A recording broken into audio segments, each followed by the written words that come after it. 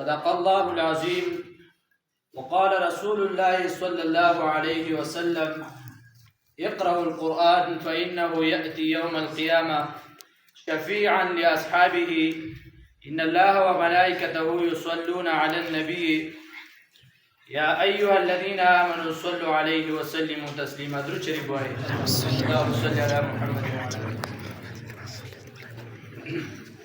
زما د دین اسلام ډېرو عزتمندو محترم مسلمانانو ورونو، تاسو مخې ته د قرآن مجید په عظمت باندې، د قرآن مجید په لوی شان باندې یو څو خبرې وشوې. دلته مولانا خان زمان صاحب حفظه الله غیم تشریف فرمایي، هغه به هم بیان کوي. زه به دوه خبرې وکړم د قرآن مجید متعلق. قرآن مجید دا عظیم کتاب دی. په مخ د ځمکه باندې الله رب العزت یو سلسلور کتابونه دا د اسمان نه ځمکې ته رالیږلي دي. سل صحیفې دي او څلور کتابونه دي. د ټولو نه عظیم کتاب، د ټولو نه قوي کتاب دا قرآن مجید دی.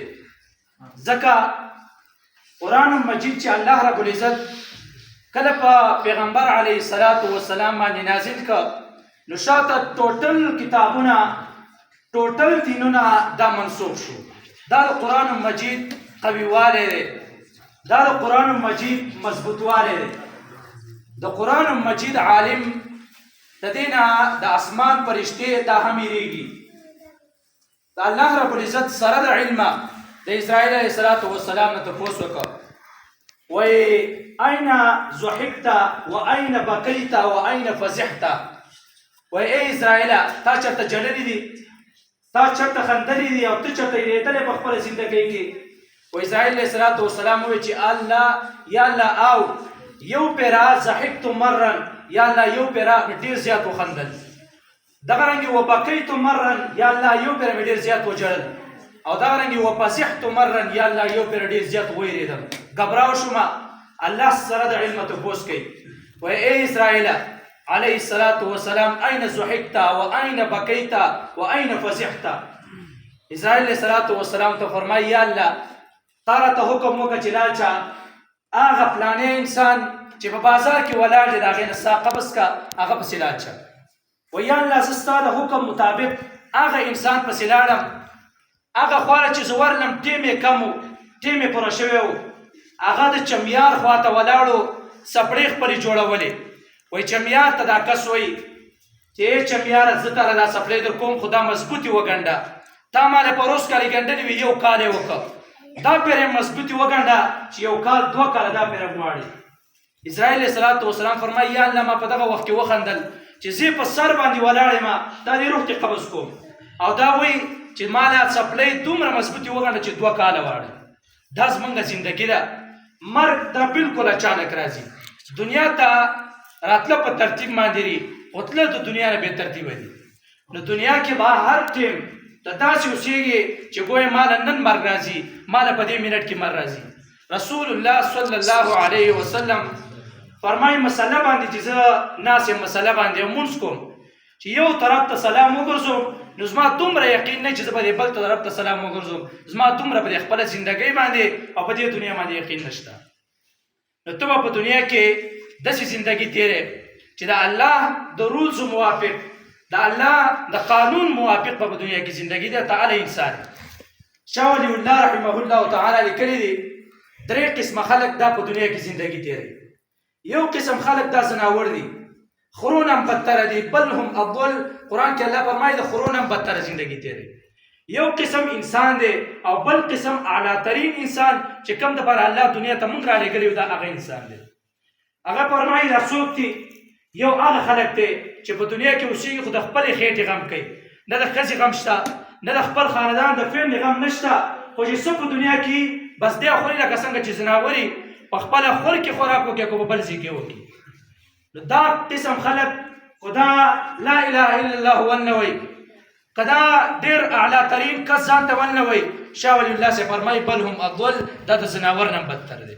او دا قسم خلک په دنیا کې شاه ولی الله رحمه الله فرمایي دا یو کم لساته، بلکې هغه فرمایي د 91% خلک دا په دنیا کې داسې دي دویم قسم خلک دا هغه دی چې دا د خپل ځان سوچ کوي، د خپل خاندان سوچ کوي، لږ معمولي انتي غټ ذهني. دا انسان دی خو اعلی ترین انسان نه دی، او دا په دنیا کې 5% خلک دی. 2% خلک دا هغه دی چې د ځان سوچ هم کوي، د امت مسلمه سوچ هم کوي چې زه الله دنیا ته رالیږلی، زه د خپل قوم دپاره الله نیم رالیږلی، زه الله د خپل کلي دپاره نیم رالیږلی، زه الله د تمام امت مسلمه دپاره رالیږلی، زه به د تمام د خلکو خدمت کوم. دا شاه ولی الله سے فرمایي دا انسان دی. اوس موږ ذهن څنګه تاسو سوچ وکئ چې موږ په کومو خلکو کې راځو؟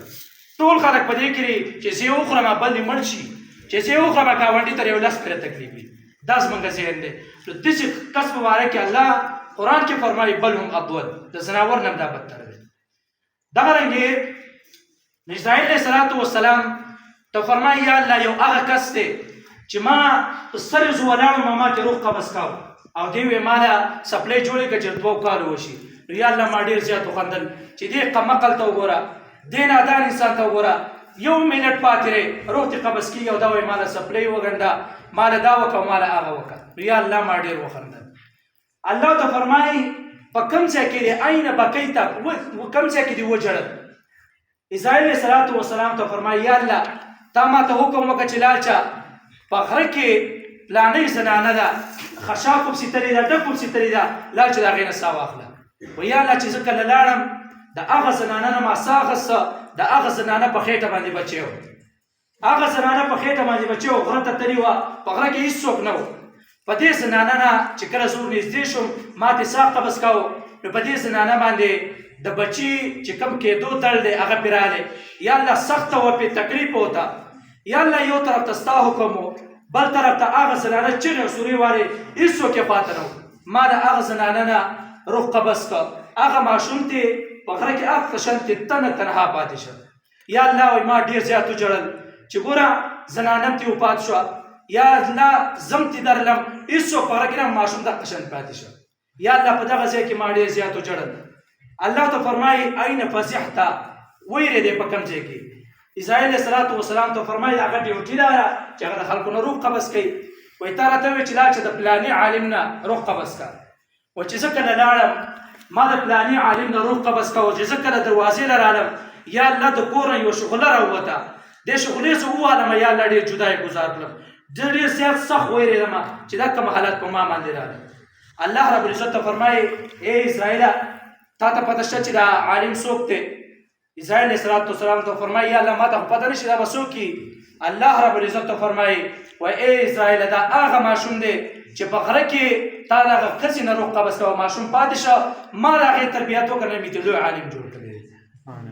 دا د الله رب العزت تربیت دی. الله په دې انسان باندې دومره خفه کېږي. ګوره 24 ګنټې د ماخوستن نه زمونږ ګناه یې، موږ 3 ګنټې فلم ګورو، میک ته کښېنو، ډرامه ګورو، نومې قسم ګناه چې داسې څوک په دې جومات کې نشته چې هغه وایي چې مونږ نه ده کړې.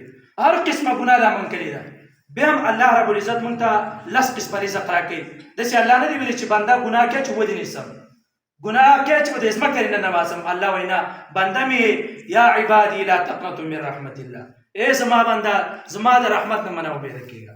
الله رب العزت داسې یو عظیم ذات دی چې ته 24 ګنټې ګناه کوې، الله ته بیا هم وایي زما بنده یې ګناه کوه، بیا مغفرت توبه وباسه، زه دې معاف کوم. الله رب العزت داسې یو عظیم ذات دی. یوسف علیه السلام یو کس له راغلی، باچا و، وایي ما له رزق راکړه، ما له غله راکړه، یو پېره غله ورکړه. بیا دوباره راغلی، بیا ورته وایي ما له غله راکړه، بیا له ورکړه. 3 پېره راغلی، وایي غله راکړه، 3 پېره له ورکړه. 4م پېره چې راغلی، وایي 3 پېره مې غله درکړه، بیا نه در کوم. خبرې مه کوه لکه 3 پېره غله مې درکړه، وایي بیا غله نه در کوم. هغه ماشوم ته فرمایي وایي خو ځان مې ته وښوده، ځان د باچاهۍ دا چابیان یې هم راته پرېږدي. یوسف علیه السلام هغه ماشوم ته وایي ته څوک یې؟ هغه ماشوم ته فرمایي وایي ای یوسف علیه السلام زه هغه ماشوم یم چې کله په تا باندې تهمت ولګېد ما د زنګون اواز ورکړه چې یوسف علیه السلام بې ګناه دی. دغرنګې هغه یوسف علیه السلام ډېر زیات خوشحاله شو، چابیان یې په رښتیا باندې ورکړې. اسمان کې الله رب العزت فرشتو ته فرمایي وایي ای فرشتو تاسو وینئ تاسو دا زما بندګان دي، دا یو کس د خپل نک تهمت یې لیدلی کړی و یوسف علیه السلام د خزانې ټوټل چابیان یې ورکړې ای فرشتو زما د قسم په خپل ذات باندې که دا بنده ماته 2 رکعته لمونځ وکړي که دا بنده ما نه معافي وغواړي زه له تمامې دنیا بچایي ورکوم دا په څه باندې دا په 2 رکعته لمونځ باندې الله رب العزت داسې عظیم ذات دی دې د وجې نه د قرآن مجید څخه چې کم کس رب جوړ کړي الله رب العزت یې چوتوي کم کس د قرآن مجید تلاوت کوي حدیث کې راځي اقرأوا القرآن د قرآن مجید تلاوت کوي فإنه يأتي يوم القيامة شفيعا لأصحابه چې ته تلاوت کوي قرآن مجید د قیامت پر ورځ باندې ستا شفاعت ته ولاړي چې دا زما ملګری ده ته باندې عذاب نه ورکولی کېږي دا زما ملګری ده خواله به عذاب نه راځي د ده خواله به عذاب پرشتې نه راځي دا ولې د یو قرآن مجید د تلاوت ته وجې نه نو قاري له چې الله رب العزت دا فضیلت ورکړی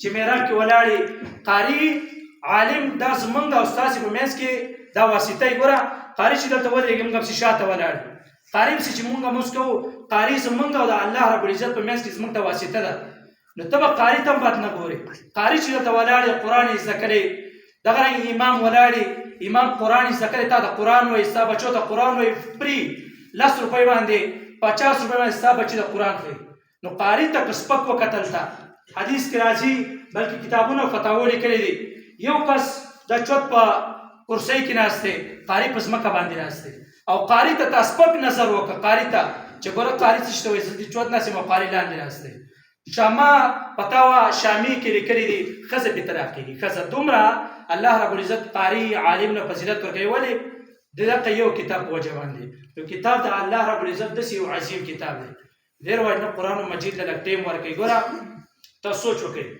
چې موږ 3 غنټې فلم کتلی شو 10 غنټې جرګه کې کېناستی شو دغه رنګې نیمه ورځ او پوره ورځ د ملګرو سره ګرځېدی شو دغه 10 بجې کور ته راځو او تاسو سوچ وکړئ د قرآن دپاره زموږ سره 10 منټه نه وي نو ته څنګه ځان ته مؤمن وې ستا سره غنټه 2 غنټې د فلم دپاره در سره میز ته ناستې ډرامه ګورې د ملګرو سره مازدیګر کې ناستې کرکټ له ځې لوبې کې لوبې نه تا شریعت نه منې کوي کرکټ کې هم کوه خو لیکن قرآن مجید د ټیم ورکه فوټبال کوه هاکي کوه نوې قسم لوبه کوه تا د شریعت نه منې کوي خو قرآن نه هم ټیم ورکه ته ځان ته مسلمان وې ته ځان ته مؤمن وې او ته اسلام نه خبر نه ته د ځان ته کلک مسلمان وې او کلمې معنی ته پته نه لګي چې کلمه کې څو فرض دي یو تم په دې ناستو کسانو کې به چېرته 2-3 د عالمانو ته پته موږ ته یو هم پته نشته چې کلمه کې څو فرض دي حالانکه هر یو کس ځان ته کلک مسلمان وي دا ایمان کې څو فرض دي دا موږ ته پته نشته حالانکه هر یو کس ځان ته کلک مؤمن وي ایمان یې په الله راوړي